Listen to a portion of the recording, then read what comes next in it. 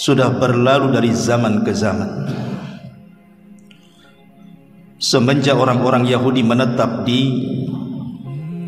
Palestina yang kemudian mencaplok hampir 85% tanah Palestina.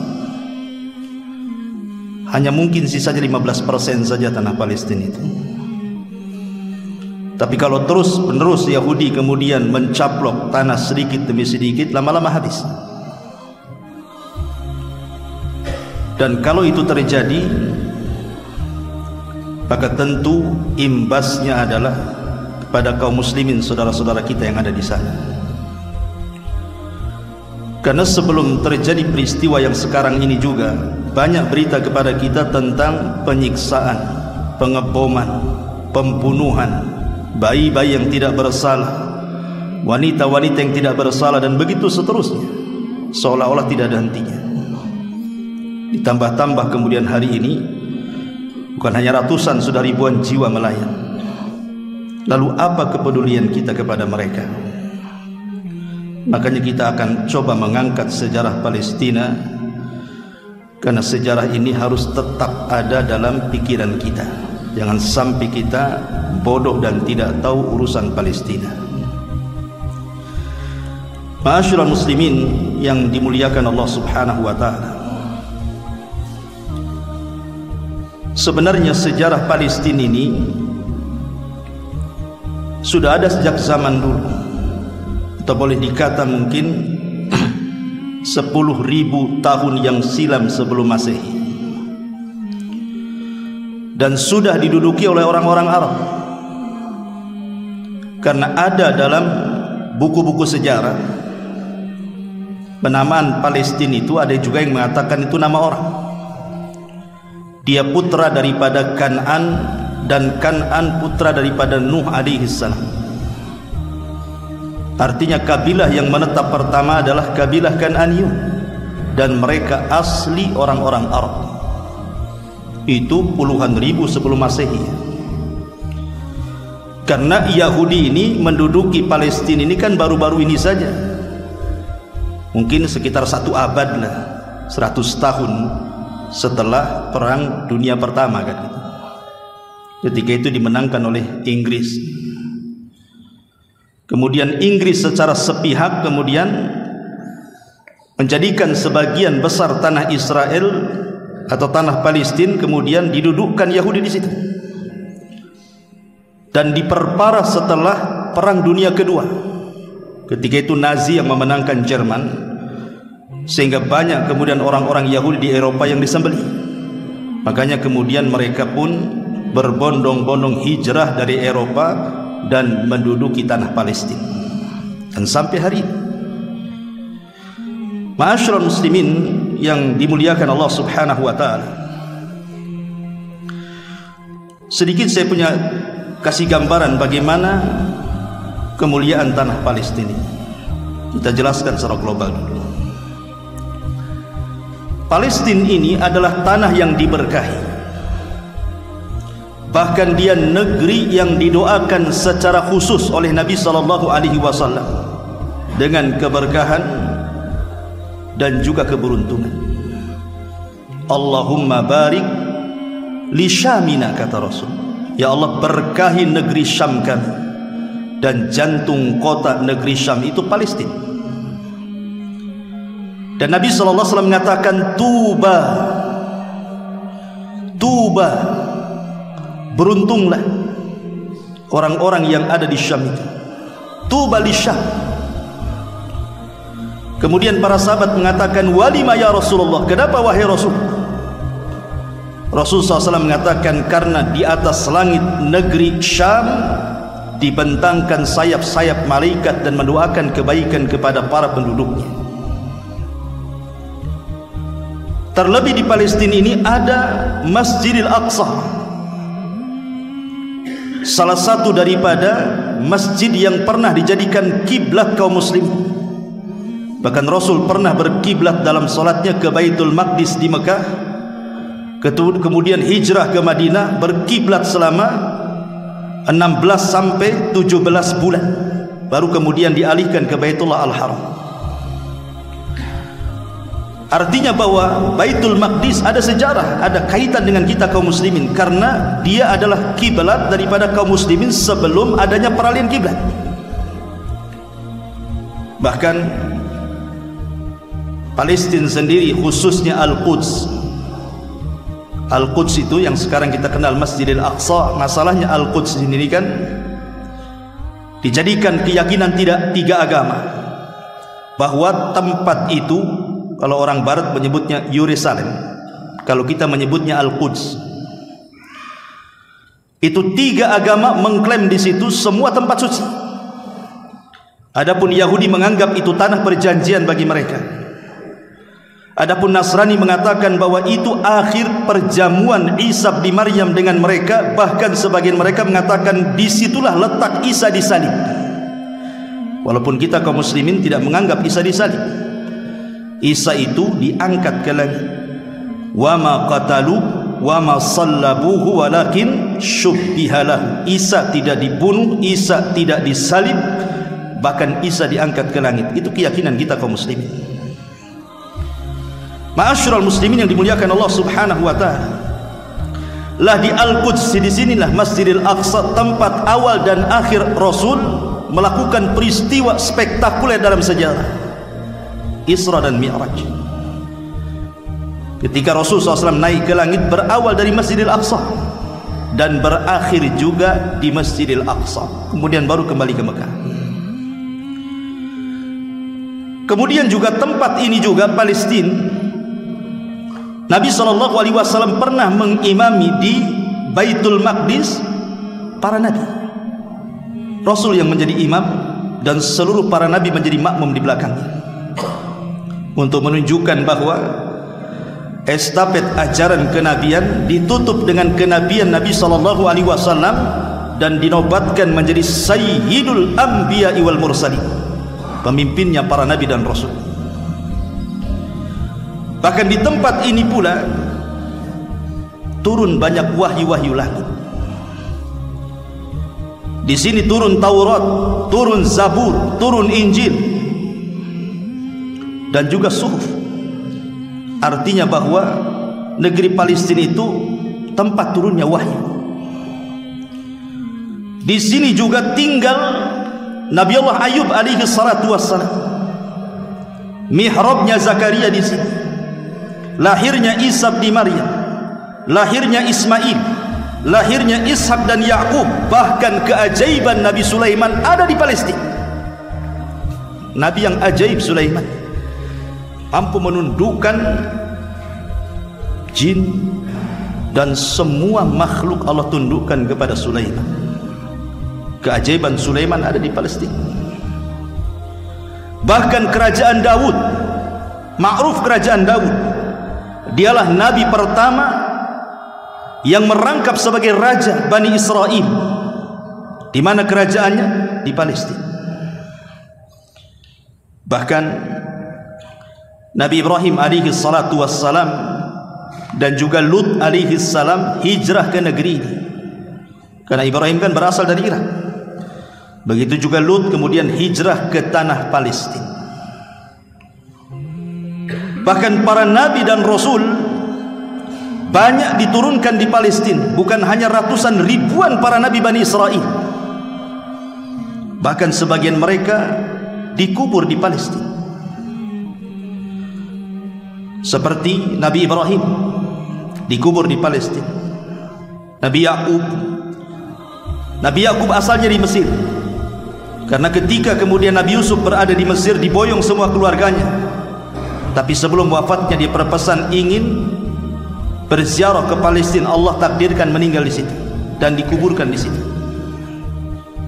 Nabi Allah Yusuf alaihi salam berwasiat agar jasadnya dibawa ke Mesir, dan wasiatnya kemudian dilaksanakan oleh Nabi Musa alaihi salam saat melakukan perjalanan membawa Bani Israel dari Mesir ke Palestina, membawa jasadnya Yusuf di situ dan dikuburkan di Palestina.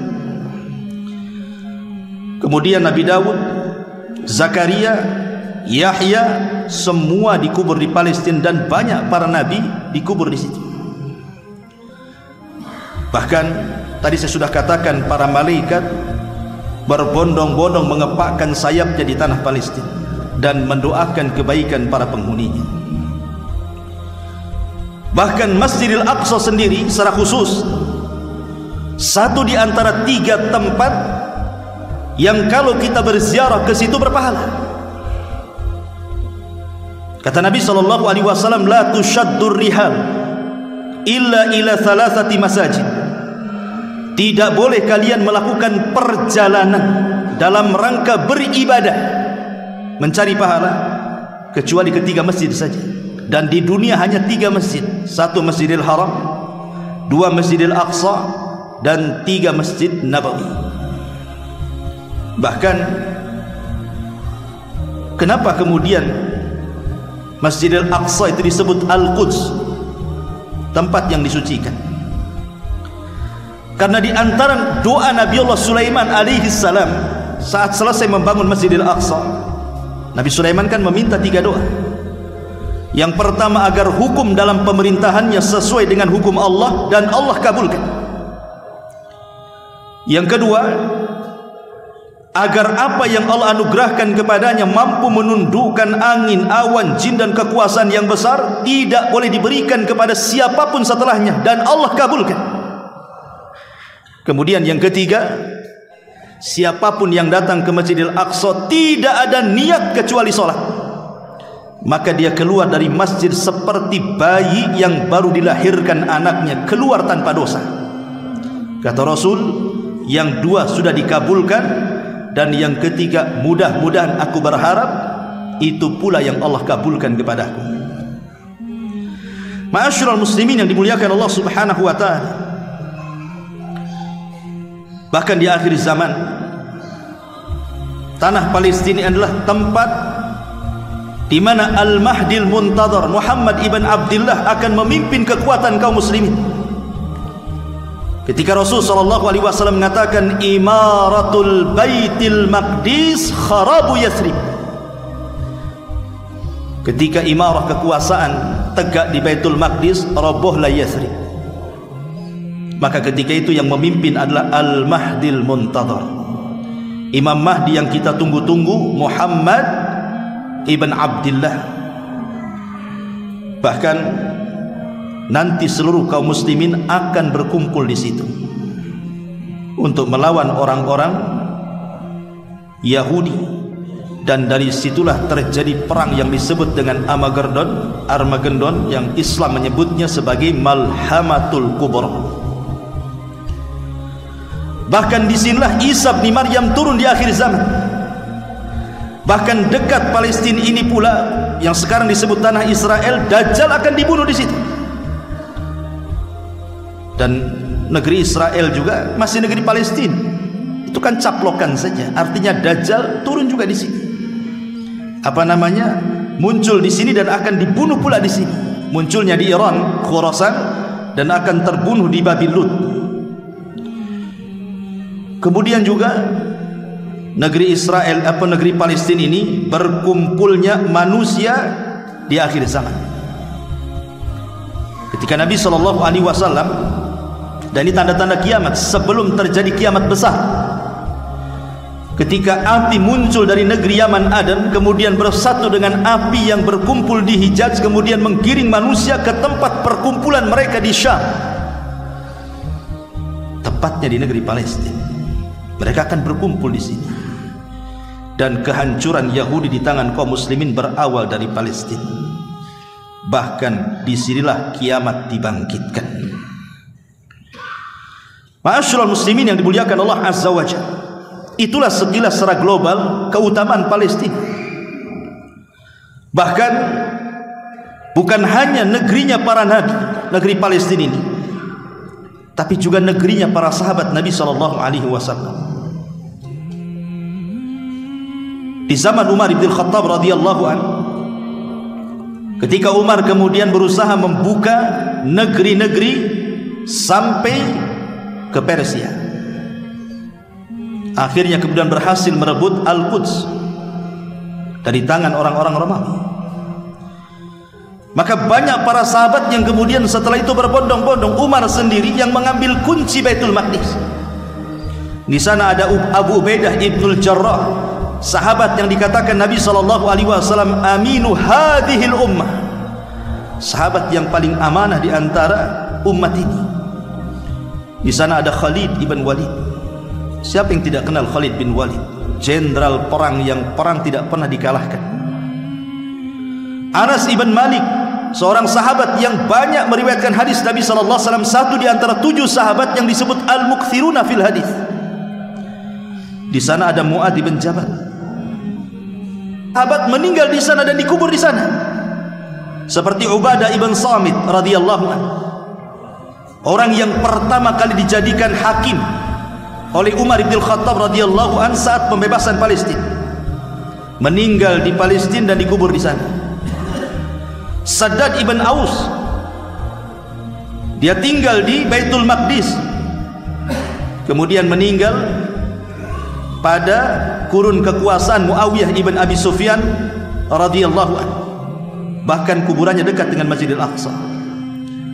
Kemudian Salam ibn Qaisar al-Hadrami radhiyallahu anhu, 2 dari sisi ibadah, 3 dari sisi peradaban ataupun budaya, dan 4 dari sisi sejarah. Itu semua ada kait-mengait dengan kita kaum muslimin. Adapun dari sisi akidah, Palestina secara umum berabad-abad dikuasai kaum muslimin. Berabad-abad ikhwan, kaum muslimin itu menguasai negeri Palestina dari mulai Daulah Umayyah.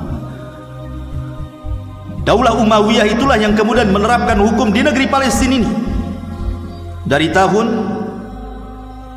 661 Masehi sampai kepada 750 Masehi, semua hukum yang berlaku di Palestina itu di bawah kekuasaan Sulaiman ibni Abdul Malik, satu di antara penguasa Umayyah. Kemudian Daulah Umayyah tumbang, naik Daulah Abbasiyah, dan Palestina masih di bawah hukum Islam, di bawah Daulah Abbasiyah dari tahun 750 Masehi sampai 1258 Masehi. Bahkan Khalifah Al-Ma'mun, anaknya Al-Mahdi, juga pernah berziarah ke Palestina. Kemudian terjadi pecah perang salib. Akhirnya kemudian dikuasai lagi oleh siapa? Salahuddin Al-Ayyubi. Salahuddin Al-Ayyubi pada tahun 1187 Masehi. Kemudian perangnya disebut perang Hittin dan berhasil dikuasai kembali oleh kaum muslimin sampai kepada Daulah Al-Mamalik. Kemudian berakhir dengan Daulah Utsmaniyah atau dikenal dengan Turki Utsmani. Ma'asyiral muslimin yang dimuliakan Allah Subhanahu wa taala, singkat cerita bahwa setelah kemudian Palestina masih berada di kekuasaan Turki Utsmani, ketika itu semua Palestina itu beragama mayoritas muslim. Hanya sedikitlah orang-orang Yahudi atau orang Nasrani itu, tidak banyak ya. Tetapi entah kemudian takdir Allah Subhanahu wa ta'ala, di masa Sultan Salim pertama berhasil kemudian merebut Palestina. Akhirnya selama 400 tahun Palestina masih di bawah Turki Utsmani kan. Tapi setelah meletus perang dunia pertama, tadi saya katakan di mukaddimah, Inggris yang memenangkan perang ini. Maka Inggris secara sepihak kemudian, karena waktu itu kan orang-orang Yahudi kebanyakan mereka tinggal di Eropa Timur kan, dan luar biasanya orang Yahudi Allah berikan kecerdasan sehingga mereka menjadi orang-orang cerdas di Eropa. Akhirnya kemudian sudah takdir Allah Subhanahu wa ta'ala, kemudian karena Inggris inilah yang kemudian membawa orang-orang Yahudi untuk tinggal di Palestina. Disinilah mulai Palestina itu dicaplok negaranya sedikit demi sedikit, diletakkan orang-orang Yahudi, tanah-tanah kosong dibuat rumah-rumah orang Yahudi sedikit demi sedikit, akhirnya dikuasai sampai ketika Perang Dunia Kedua. Ketika Jerman berkuasa, Nazi membunuh orang Yahudi Eropa, Akhirnya mereka lari, dan rata-rata mereka lari ke Palestina. Makanya jumlah populasi Yahudi makin banyak di zaman itu, sehingga membutuhkan tempat. Akhirnya bergeser sampai hari ini tinggal 15% tanah Palestina. Tetapi kalau setiap hari dicaplok, habis lama-lama, ikhwan. Ma'asyiral muslimin yang dimuliakan Allah Subhanahu wa taala. Baik, kita akan menjelaskan secara dalil bagaimana negeri ini luar biasa. Satu, bahwa tadi saya katakan bahwa lokasi atau tempat di Palestina ini tempat yang diberkahi, dan itu disebutkan di dalam surah Al-Isra ayat 1. Subhanalladzi asra bi abdihi lailan minal masjidil haram ilal masjidil aqsa alladzi barakna haulahu. Maha suci Allah yang telah memperjalankan hambanya pada satu malam dari Masjidil Haram ke Masjidil Aqsa. Kemudian Allah mengatakan yang telah kami berkahi di sekelilingnya. Jadi ini tanah Palestina ini ada negeri yang disucikan, Masjidil Aqsa, Al-Quds dan sekitarnya. Kemudian yang kedua, tanah yang disucikan, betul-betul disucikan dari kesyirikan dan dosa. Allah Subhanahu wa taala berfirman dalam surah Al-Maidah ayat 21, Ya qaumi dkhulul ardal muqaddasata allati kataballahu lakum wa la tartaddu ala adbarikum fatanqalibu khasirin. Wahai kaumku, masuklah ke tanah suci Palestina ini yang telah ditentukan Allah bagi kalian, dan janganlah kalian lari ke belakang kalian karena takut musuh-musuh kalian, maka kalian akan menjadi orang-orang yang merugi. Ucapan ini adalah ucapan Nabi Musa ketika Nabi Musa alaihi salatu wassalam membawa Bani Israel dari Mesir menuju tanah perjanjian. Sebenarnya tinggal satu langkah lagi, tapi mereka harus melewati kota yang paling tua di dunia, namanya kota Ariha. Itu kota yang paling tua di dunia, itu Ariha. Di situ sudah ditempati orang-orang Arab, Kanaan dari turunan Syam ibn Nuh. Musa menjanjikan, kalau kalian berperang Allah menangkan, karena kalian di atas akidah yang benar. Tapi kalau kalian tidak mau malah mundur ke belakang, maka kalian akan rugi. Tapi apa jawaban Bani Israel? Mereka tidak mau perang. Mereka hanya mengejek nabinya dan mengatakan, idhab anta wa rabbuka faqatila inna hahuna qaidun. Hei Musa, kalau kau ingin mengajak kami perang, oh tidak bisa. Pergi saja, ajak Tuhanmu berdua, kami duduk-duduk di sini nonton saja, katanya. Lihat pembangkangan Bani Israel. Kalau mereka mengikuti arahan Nabi Musa, maka mereka akan diberkahi. Tapi mereka justru membangkang nabinya. Ma'asyiral muslimin yang dimuliakan Allah Azza wa Jalla. Yang ketiga, tempat hijrahnya para nabi. Disebutkan dalam surah Al-Anbiya ayat 71, wa najjaynahu wa lutan ilal ardil lati barakna fiha lil alamin. Dan kami selamatkan Ibrahim dan Lut ke sebuah negeri yang kami telah memberkahinya untuk sekalian manusia. Ketika terjadi pembakaran kepada Ibrahim alaihi salam oleh Namrud, Ibrahim tidak bisa lagi berdakwah di negeri Babylon, terpaksa dari hijrah. Maka tempat hijrah pertama mana? Palestina. Walaupun ketika Allah takdirkan ketika Ibrahim hijrah ke Palestina terjadi pacaklik hebat sehingga bermasalah soal ekonomi, makanya Ibrahim pergi ke Mesir. Tapi kemudian di Mesir dihadapkan dengan raja zalim, akhirnya balik lagi ke Palestina. Artinya ini tempat hijrahnya Nabi Ibrahim. Ketika kaum Lut alaihi salam diazab oleh Allah Subhanahu wa taala karena mereka berlaku asusila,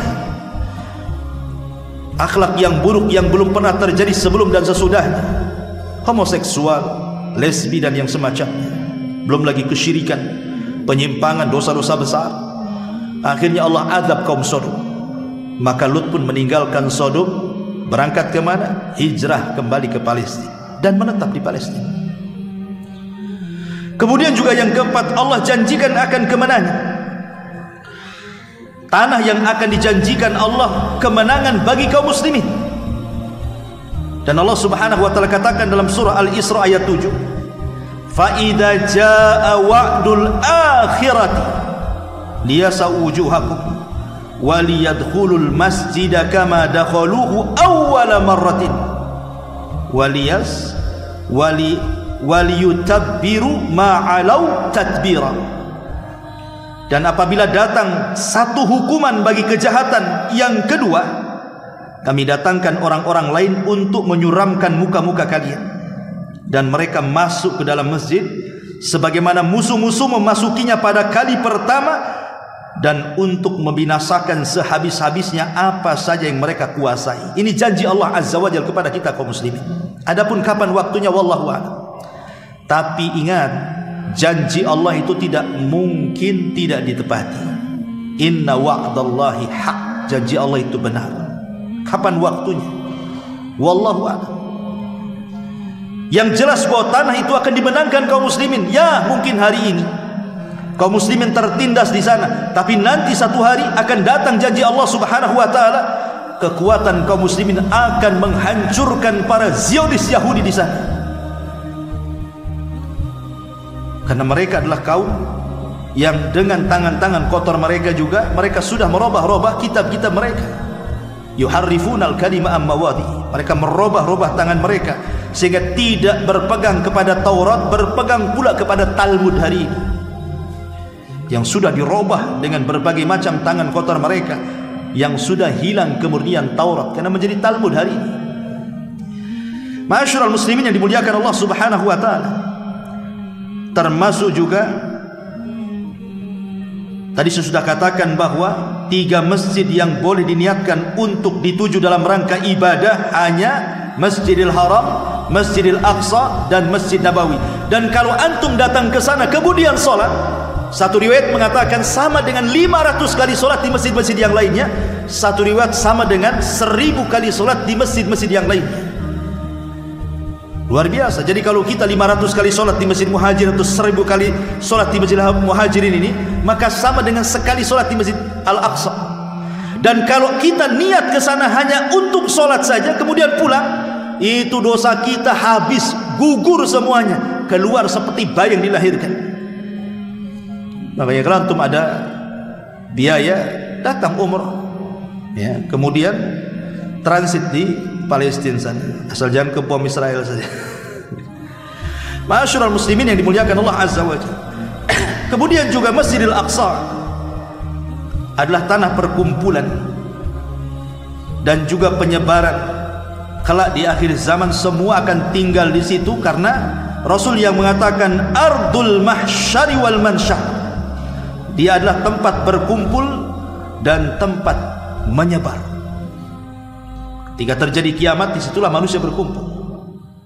Jadi ada mahsyar di akhirat, ada mahsyar di dunia. Adapun negeri mahsyar di dunia Syam, mencakup Palestina di dalamnya. Adapun padang mahsyar di akhirat, kelak semua manusia akan berkumpul di situ. Ma'asyiral muslimin yang dimuliakan Allah Subhanahu wa taala. Dan banyak lagi keutamaannya, tidak perlu saya jelaskan karena masih banyak pembahasannya. Ma'asyiral muslimin yang dimuliakan Allah Azza wa Jalla, hari ini bahkan sejak orang Yahudi ini tinggal di Palestina ini, kalau sekarang baru 1 abad kan, 100 tahun lah kurang lebih, sejak kemudian Inggris meletakkan mereka di situ sampai hari ini. Tapi lihat kebengisan mereka, kebencian mereka kepada kaum muslimin luar biasa. Sebenarnya kita tidak heran kenapa orang-orang Yahudi itu dengki sekali, benci sekali kepada kaum muslimin, karena Quran sudah menjelaskan. Di dalam surah Al-Maidah ayat 82 Allah katakan, la tajidanna asyaddan nasi adawatan lilladzina amanul yahuda walladzina asyraku. Sungguh kamu akan mendapati orang-orang yang paling keras permusuhannya. Siapa mereka? Pertama orang-orang Yahudi, yang kedua orang-orang musyrik. Lihat, Al-Quran mendahulukan Yahudi baru musyrik. menunjukkan bahwa dahsyatnya permusuhan Yahudi itu lebih besar dibandingkan orang-orang penyembah berhala. Sewaktu Nabi SAW hijrah dari Mekah ke Madinah, dihadapkan dengan 10 kabilah Yahudi, tapi yang paling besar 3: Bani Qunaiqah, Bani Nadir, dan Bani Quraidah. Upaya-upaya pembunuhan kepada Nabi berkali-kali dan pengkhianatan. Bani Qunaiqah, mereka berkhianat dengan perjanjian piagam Madinah, akhirnya kemudian merencanakan pembunuhan secara makar, tapi berakhir dengan penyerangan balik kaum muslimin. Akhirnya mereka terusir dari kota Madinah. Kemudian juga Bani Quraidah, mereka berkhianat dan mendukung perang Ahzab, bergabung dengan kaum musyrikin, sehingga Allah menangkan perang Ahzab. Dan Nabi SAW marah, kemudian mengumpulkan para sahabatnya, idhabu ila Bani Quraidah fala tusalliyanna ahadakumul asra illa fi Bani Quraidah, kata Rasul. Serbu Bani Quraidah, kurang ajar mereka, mereka sudah berkhianat, dan jangan sholat asar di jalan kecuali sampai di Bani Quraidah, kata Rasul. Kemudian Bani Nadir juga demikian. Bahkan Yahudi Khaybar berusaha meracuni Nabi SAW di tangan seorang wanita namanya Zainab bintul Harith, dan berhasil, walaupun sedikit yang masuk racun ke tenggorokan Nabi, tapi sempat termakan, sehingga mempengaruhi di akhir hayatnya, baru pengaruh racunnya nampak.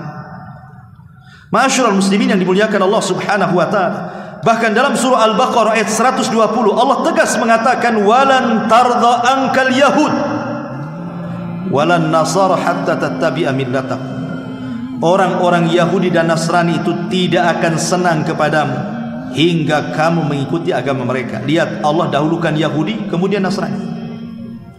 Artinya permusuhan Yahudi kepada kita jauh lebih besar dibandingkan permusuhan Nasrani kepada kita. Makanya wajar kalau seandainya setiap hari minimalnya 17 kali kita mengucapkan ghairil maghdubi alaihim waladhdallin, ghairil maghdubi alaihim waladhdallin. Kita meminta kepada Allah agar kita tidak mengikuti kaum yang al-maghdub, kaum yang dimurkai. Siapa mereka? Yahudi. Dan kaum zalim yang disesatkan, maksudnya siapa? Nasrani. Hari-hari kita ini berdoa seperti itu dalam solat kita dan membaca surah Al-Fatihah 17 kali minimalnya, belum lagi solat sunnah.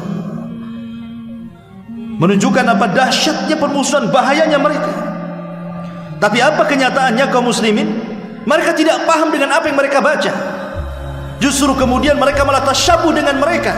Yang dikatakan Nabi SAW, la tattabi'anna sanana man kana qablakum shibran bi shibrin wa dhira'an bi dhira'in hatta law dakhalu juhra dhabbin la dakhaltum, kata Rasul. Kalian akan mengikuti tata cara umat sebelum kalian, sejengkal kurang, sehasta masih kurang, boleh jadi sedepak, sekilo, dan begitu seterusnya. Sampai kalaupun mereka, kata Rasul, masuk ke lubang biawak yang berkelok sekalipun, pastikan ikut di belakang. Mana izah kaum muslimin? Lisannya mencela Yahudi dan Nasrani, tapi tradisinya mengikuti Yahudi dan Nasrani. Menang dari mana? Kita akan menang dari sisi mana nih kalau yang seperti ini? Kalau ibadah kita meniru mereka, muamalah kita meniru mereka, akhlak kita meniru mereka, tiba-tiba kita berangan-angan Islam ingin jaya, mimpi. Ma'asyiral muslimin yang dimuliakan Allah Subhanahu wa taala, Yahudi ini ikhwan punya sejarah hitam yang panjang. Tidak ada lembaran putih sedikit pun dari Yahudi. Semua sejarah hitam dari zaman ke zaman. Karena mereka adalah kaum yang bukan hanya sekedar memusuhi para nabi dan rasul, bahkan membantai para nabi dan rasul. Mereka kaum yang berani menentang Allah Subhanahu wa taala yang menciptakan mereka, yang menciptakan langit bumi, yang memberikan nikmat setiap hari kepada mereka. Mereka bisa tentang, bisa mencela Allah. Dan itu digambarkan di beberapa ayat dalam Al-Quran, seperti surah Al-Kahf ayat 38. Allah mengatakan, walaqad khalaqnas samawati wal ard wama bainahuma fi sittati ayyamin wama massana min lughub. Dan sungguh kami telah ciptakan langit dan bumi dan apa yang ada di antara keduanya dalam 6 masa, dan kami sedikit pun tidak tertimpa keletihan. Allah mengatakan kami tidak tertimpa keletihan. Orang-orang Yahudi mengatakan Allah letih katanya. Karena dimulai penciptaan langit dan bumi itu hari Ahad dan diakhiri dengan hari Jumat. Ahad, Senin, Selasa, Rabu, Kamis, Jumat. Inilah 6 hari Allah menciptakan langit dan bumi dengan cara berproses. Makanya orang Yahudi mengambil hari Sabtu sebagai hari sakral mereka. Kenapa? Karena ini hari istirahat Allah setelah Allah lelah letih menciptakan langit dan bumi. Allah bantah di sini, wa ma massana min lughub. Allah tidak tersentuh dengan keletihan. Kan kurang ajar. Masya Allah dibilang letih pula. Kemudian disebutkan dalam surah Al-Imran ayat 181, walaqad sami'a Allahu qaulal ladzina qalu innallaha faqir wa nahnu aghniya sanaktubu ma qalu wa qatlahumul anbiya bighairi haqq wa naqulu dzuqu adzabal hari. Sesungguhnya Allah telah mendengar perkataan orang-orang yang mengatakan, maksudnya siapa? Yahudi. Sesungguhnya Allah itu miskin, kami kaya. Kurang ajar enggak? Masa mereka mengatakan Allah miskin, kami kaya? Maka Allah katakan kami akan mencatat perkataan mereka dan perbuatan mereka membunuh para nabi tanpa alasan yang benar, dan kami akan mengatakan kepada mereka rasakan azab yang kelak akan membakar kalian, neraka. Lihat bagaimana kurang ajarnya mereka kepada Allah. Bahkan disebutkan dalam ayat yang lain, Al-Maidah 64, Allah mengatakan yadullahi maglulah ghullat aydihim walu'inu bima qalu bal yadahu mabsutatan yunfiku kaifa yasha. Orang-orang Yahudi berkata tangan Allah itu terbelenggu, ada rantainya ya. Tangan Allah terbelenggu kayak orang melakukan kriminal ditangkap polisi kemudian dirantai. Mereka mengatakan tangan Allah dibelenggu. Maka Allah mengatakan sebenarnya tangan-tangan mereka lah yang dibelenggu, dan mereka umat yang dilaknat disebabkan apa yang mereka telah katakan. Tetapi kedua tangan Allah terbuka, Dia menafkahkan sebagaimana yang Dia kehendaki. Ma'asyiral muslimin yang dimuliakan Allah Azza wa Jalla, Nabi Musa alaihi salam ketika diejek kehormatan oleh orang-orang Yahudi, dia mengadu kepada Allah Azza wa Jalla, ya Rabb, Bani Israel mereka berusaha untuk menghina diriku, merendahkan diriku. Tapi Allah mengatakan, ya Musa, jangan lagi dirimu, aku juga kena, kata Allah. Allah juga mengatakan aku juga kena. Tidak lepas daripada ucapan-ucapan orang-orang Yahudi yang kotor kepada Allah Azza wa Jalla. Kalau mereka berani kepada Allah Subhanahu wa Ta'ala, kemudian berani kepada para nabi dan membunuh para nabi dan rasul, apalagi kita ini yang dalam Talmud mereka setiap sperma yang keluar dan bukan keturunan Yahudi itu sama dengan sperma binatang. Makanya wajar kalau Perdana Menterinya Yahudi mengatakan kemarin, kita bukan sedang memerangi manusia katanya, tapi kita sedang memerangi binatang. Jadi kita dianggap binatang. Ma'asyiral muslimin yang dimuliakan Allah Subhanahu wa Ta'ala, bahkan dalam Al-Quran yang menjelaskan bagaimana lancangnya mereka kepada Nabi juga disebutkan dalam surah Al-Baqarah ayat 87. Afakullama ja'akum rasulun bima la tahwa anfusukum mustakbartum fafariqan kadzabtum wa fariqan taqtulun. Apakah setiap datang utusan Allah kepada kalian tidak sesuai dengan hawa nafsu kalian, kalian mendustakan atau kalian bunuh? Mereka adalah umat pendusta para nabi. Mereka adalah umat pembunuh para nabi. Sudah bukan ratusan ribuan para nabi mereka bantai. Bahkan lihat dalam surah Yasin, ketika Allah Subhanahu wa Ta'ala menceritakan tentang 3 nabi yang dikirim langsung kepada sebuah desa, kemudian didustakan semuanya, 3-tiganya. Datang seorang laki-laki namanya Habibur Rahman, seorang penjahit, datang dari Aqsal Madinah, dari ujung kota, kemudian memperingatkan warga itu, ittabi'u, ikut kalian. Yang mereka orang-orang ikhlas dan tidak meminta balasan kepada kalian. Tapi apa akhir daripada Habibun Najjar ini? Bukan Habibur Rahman ya, Habibun Najjar. Mereka pun kemudian merajam sampai mati. Kemudian setelah itu tiga nabi dibantai. Bahkan satu hari mereka pernah membantai 70 nabi. Itu orang-orang Yahudi. Mereka para pembantai nabi. Jadi kita tidak heran kalau seandainya mereka sekarang membombardir kaum muslimin, membunuh bayi-bayi yang tidak bersalah, membunuh wanita-wanita yang tidak bersalah, bahkan kemudian menghancurkan kehormatan mereka, membunuh warga sivil yang tidak bersenjata, baik secara langsung dengan cara bom atau tidak secara langsung dengan dibuatnya mereka kelaparan, diputusnya pasokan listrik, pasokan air, pasokan makanan. Kalau warga Palestina mereka tidak mati dengan bom, maka lambat laun mereka akan mati dengan kelaparan. Tapi begitulah Allah subhanahu wa ta'ala takdirkan mereka umat yang beruntung.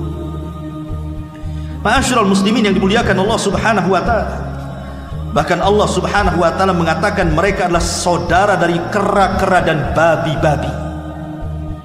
Lihat dalam surah Al-A'raf ayat 163, Allah mengatakan, was'alhum anil qaryati allati kanat hadiratal bahri idh ya'duna fi sabti idh ta'tihim khitanuhum yawma sabtihim sur'an wa yawma la yasbituna la ta'tihim kadzalika nabluhum bima kanu yafsukun.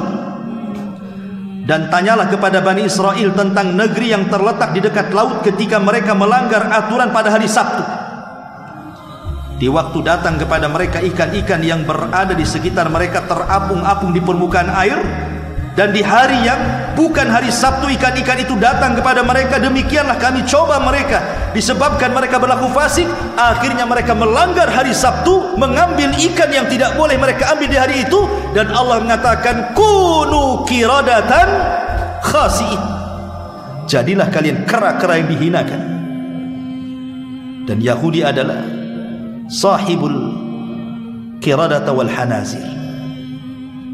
Ma'asyiral muslimin yang dimuliakan Allah subhanahu wa ta'ala, bahkan jangan lagi cerita hari ini atau orang-orang Yahudi lah yang di zaman Nabi.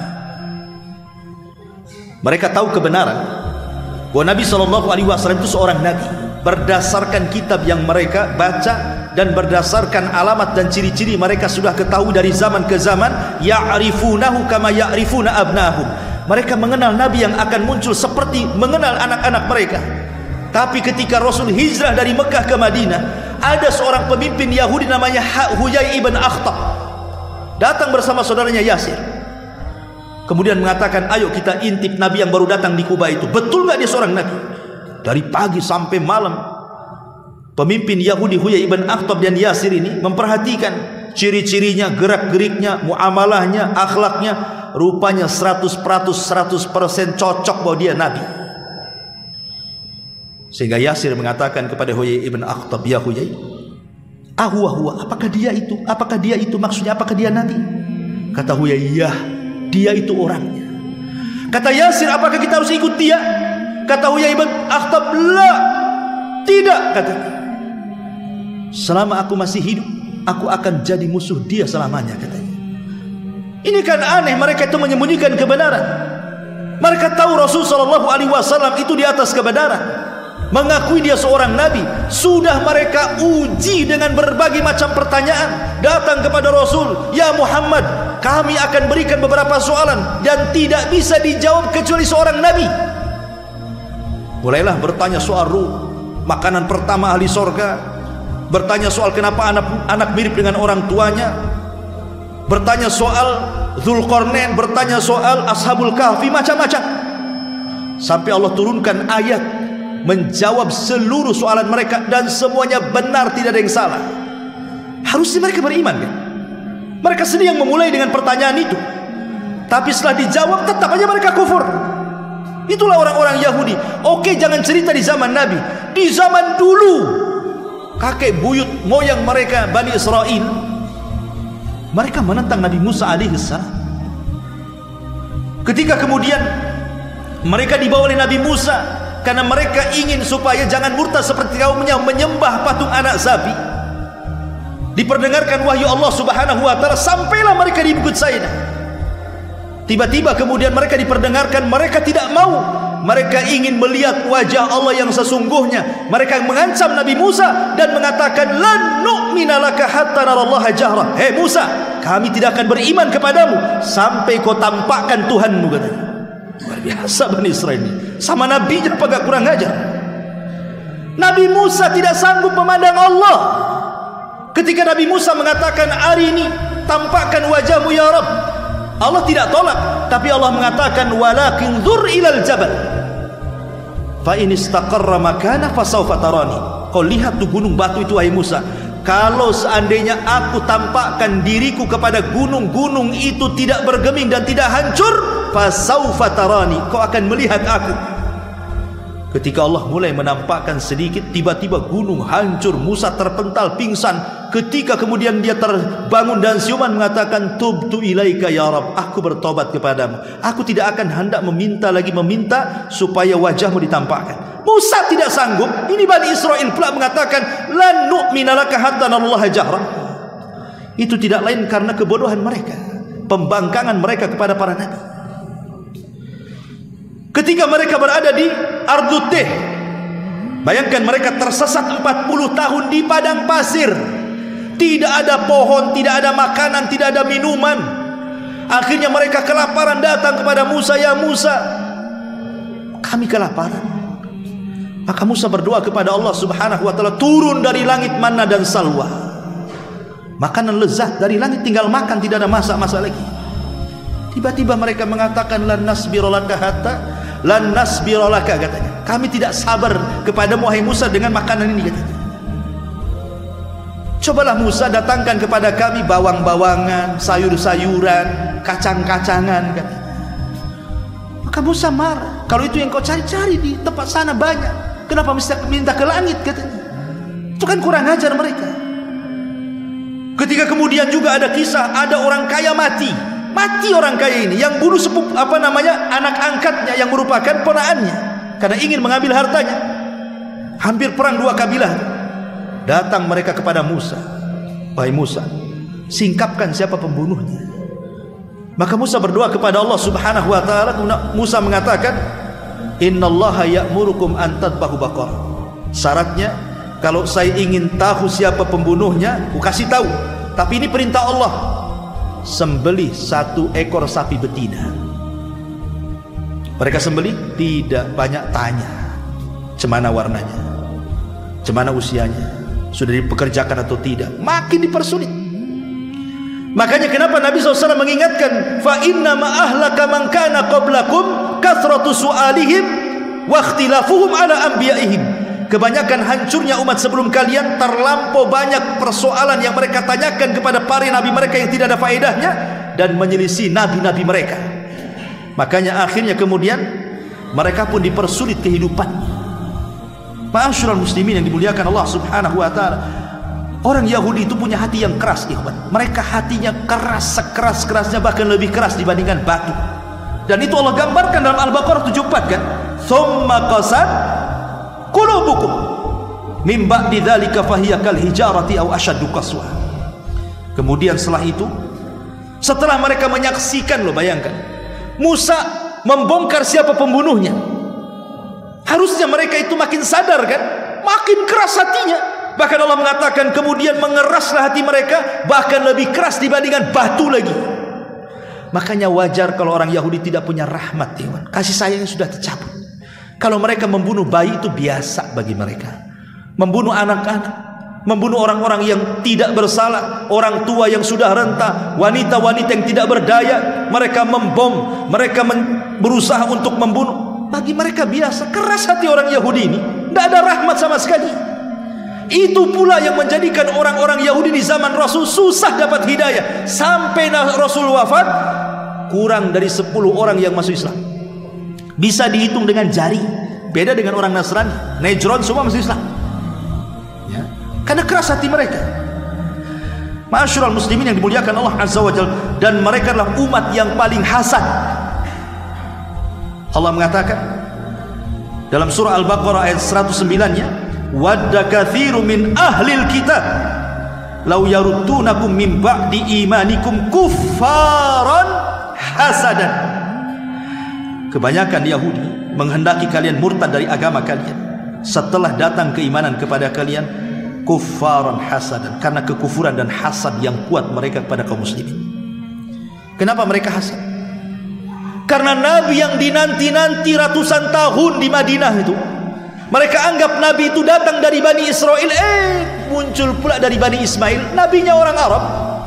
Hasad mereka, tidak mau mengakui Nabi kita Muhammad SAW. Makanya selamanya orang-orang Yahudi tidak akan mengakui kerasulan Nabi kita, sebagaimana mereka tidak akan mengakui Isa bin Maryam sebagai nabinya orang-orang Nasrani.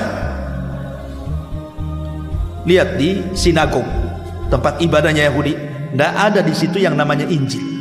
Tapi kalau di gereja, di situ ada Taurat dan Injil, dan mereka menamakan perjanjian lama dan baru. Makanya orang Nasrani benci dengan Yahudi. Mereka mengkafirkan Yahudi karena tidak mengakui Isa. Maka kita pun sama mengkafirkan Yahudi karena tidak mengakui Nabi kita. Dan kita kafirkan juga Nasrani karena Nasrani juga tidak mengakui Nabi kita. Ya. Ma'asyiral muslimin yang dimuliakan Allah Subhanahu wa taala, intinya bahwa begitulah kebengisan orang-orang Yahudi. Maka kita sebagai kaum muslimin melihat saudara-saudara kita di Palestina yang hari ini dibantai habis-habisan, sudah sepekan lebih. Berita terus, macam-macam berita sampai kepada kita, sampai sudah sekian ribu lah jiwa yang melayang itu, belum lagi yang terluka. Nah, sekarang kemudian bantuan dari luar pun susah masuk. Bantuan medis yang sangat dihajatkan, obat-obatan medis susah masuk. Belum lagi yang vital seperti minuman dan makanan susah masuk. Berusaha diblokir karena memang posisi Palestina ini memang ditingker gitu ya. Mereka tengah-tengah mau keluar dari mana? Mereka tidak bisa keluar. Satu-satunya mungkin ke Mesir. Tapi Mesir juga perbatasan jalur Gaza itu juga masih daerahnya orang-orang Israel, bisa dibom juga nantinya kan.